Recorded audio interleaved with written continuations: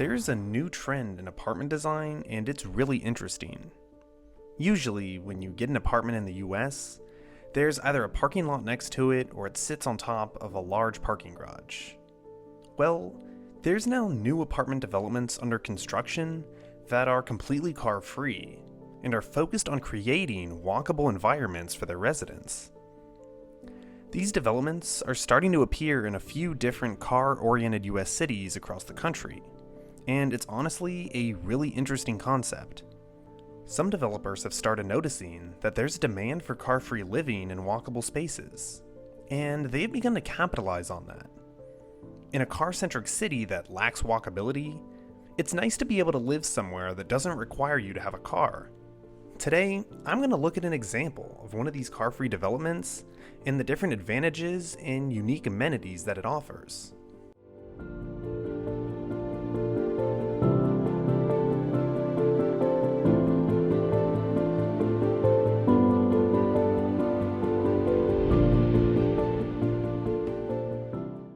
The apartment development I want to look at is called Culdesac, and it's in Tempe, Arizona. Tempe, Arizona, which is a neighboring city to Phoenix, is pretty car-oriented. The project consists of 5 main living districts, and as you can see here, within each of the main living areas there are sub-buildings with some narrow walking paths between them. This provides residents with walking areas in between each of the different buildings. Complementing this, there's a main plaza and main walking path that spans the entire development. This path provides residents easy walking access between the different living districts and the commercial spaces within the development. And speaking of commercial spaces, Culdesac includes a lot of essentials within the development. It will feature a grocery market, a coffee shop, a bike shop, and a restaurant. In addition to that, the apartment has an on-site gym and a grocery delivery pickup area. The development project has no parking for residents, and the only parking that's offered on the site is a small visitor lot that guests can use. The development also sits on the Phoenix Valley Light Rail line, and it's next to the Smith Martin station, which you can see on this map. This is a light rail system that spans 28.2 miles within the Phoenix Valley metro area and services downtown Tempe and Phoenix.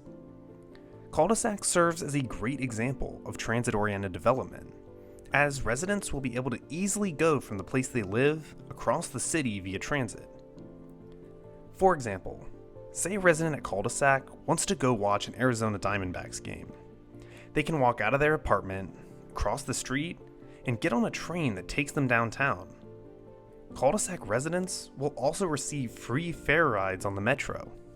In addition to that, Tempe also has a new streetcar system that begins just blocks down the street from where Culdesac is.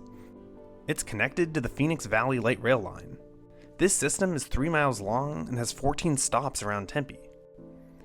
This system, in addition to the light rail, really sets up Culdesac as a strong example of transit-oriented development, and also shows that when cities invest in transit, they are able to generate a greater number of dense development projects along their routes, and even some like this that don't require cars. However, there's also a ton of other transportation options. In addition to being able to use the metro for free, residents also receive 15% off Lyft rides and access to 1,000 on-site bike parking spaces. Culdesac residents will also save thousands of dollars per year by not having to pay for fuel or maintenance a car. Not to mention that there's no need to pay for parking at their apartment. Culdesac is, in my opinion, a great example of a transit-oriented development project in an otherwise pretty car-centric city. This development really proves that having transit can make developments like these and a car-free lifestyle feasible. Living here is certainly a lifestyle shift, especially if someone is used to living in the Tempe-Phoenix metro area with a car. However, this development project has definitely received some national attention, and it's been featured in various different news articles. So this begs the question, is this style of apartment development feasible in other cities? And what does it take to make something like this work? I think that this type of development could definitely work in other cities, as long as it's along a very quality transit route. One unfortunate problem, however, is that it requires that the city it's being built in does not have predetermined parking minimums, which are requirements that the city puts in place where a certain number of parking spots have to be built based on the number of units or square footage of an apartment development. But many of them do still require a certain amount of parking to be built in a lot of their surrounding non-urban neighborhoods. That means that unless those laws change, or the development gets special permission to forego having to build a parking, this type of development would technically be illegal to build in a lot of the US. That's pretty unfortunate, because cul-de-sac showcases a very efficient use of suburban space. Shopping and dining is incorporated right into the development, and doesn't waste nearly any space on parking.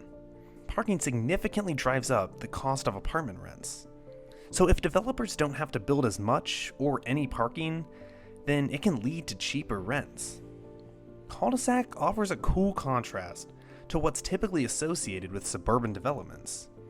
And although it's on a small scale, it would be really cool to see projects like these both expand within Tempe and show up in some other cities. And if you enjoyed this video or any of the other videos on my channel, feel free to like and subscribe, as it really helps out the channel. Thank you, and I'll see you in the next one.